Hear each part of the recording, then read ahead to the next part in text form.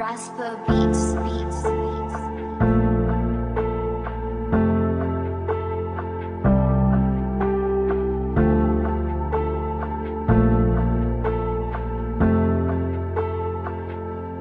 ความรู้สึกแบบนี้ที่คอยต้องทนเก็บมันเอาไว้ในหัวใจตั้งแต่วันที่เจ้าได้อยากจากไปคอยก็เสียใจเลยหักบอกไว้มันผิดที่คอยเองที่เป็นแบบนี้ปัญหาทุกอย่างเพราะคอยบอดีที่ให้เจ้าเสียใจเจ้าเลยไปหาคนใหม่ในทุกวันคอยยังคงฝันว่ายังมีเจ้ายืนข้างๆกันตลอดเวลาที่เสียเจ้าไปบ่หูเลยว่าคอยจะอยู่แบบใด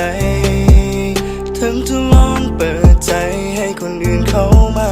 แต่สุดท้ายก็บ่มีใครที่จะแทนเจ้าได้เลยขอโทษทุกการกระทำที่คอยได้เฮ็ดลงไปก็หูว่า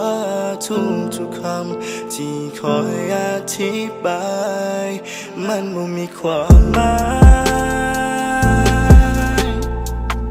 ที่ผ่านมาต้องอยู่กับความเงียบเหงานับตั้งแต่ที่เจ้าจากไปคำว่าเฮามันเจ็บจนทรมานน้ำตาก็ไหลออกมาเบาๆ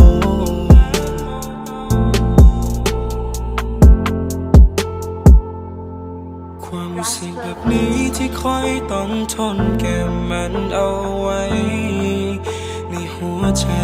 ตั้งแต่วันที่เจ้าได้อยากจากไปคอยก็เสียใจและหักบอกไว้มันผิดที่คอยเองที่เป็นแบบนี้ปัญหาทุกอย่างเพราะคอยบอกดีที่ให้เจ้าเสียใจเจ้าเลยไปหาคนใหม่ความรู้สึกแบบนี้ที่คอยต้องทนเก็บมันเอาไว้ในหัวใจตั้งแต่วันที่เจ้าได้อยากจากไป